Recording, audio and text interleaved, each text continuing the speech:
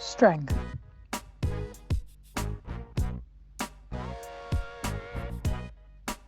The most common definition for strength is that it represents one's ability to exert a force against a resistance.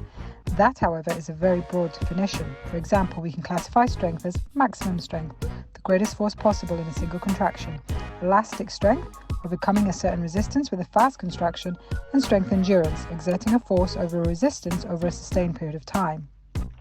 Those can be further classified in absolute and relative terms, absolute being the force we can exert with our whole body, whereas relative refers to the force exerted in relation to our body weight, for example FTP in terms of a power and weight ratio. Developing strength. The most important aspect when considering strength training is specificity. A sprinter exploding from the blocks and running 100 meters requires different strength from an athlete that has to lift 100 kilos in a single movement. Sport-specific strength requires strength training in the actual modality that we train and race in. In triathlon terms, that means swimming, cycling and running. Any training program needs to account for the types of movements the muscles will be required to do, as well as the time period over which they will be required to sustain it. I'm an endurance athlete. Do I really need the strength work? Yes, absolutely. And here's why. Even though the sport is primarily endurance, there are still times in the event that will require a burst of strength and power. For example, breaking away from the pack on the bike, sprinting to the finish, tackling a hill.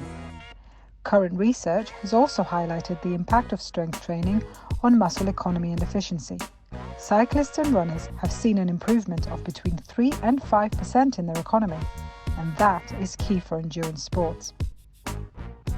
Building strength. There are 2 ways you can do that. In the gym. A carefully structured program in the gym that can target the muscles required in your sport and engage them in the way that mimics the sport and induces a high level of fatigue. This is very useful for focusing on specific muscles that are weaker and in rehab and prehab work also.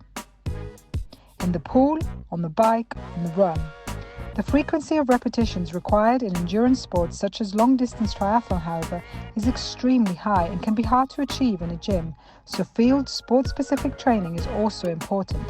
This can take the form of hill running, pull and paddle work in the pool, climbing or big gear riding on the bike.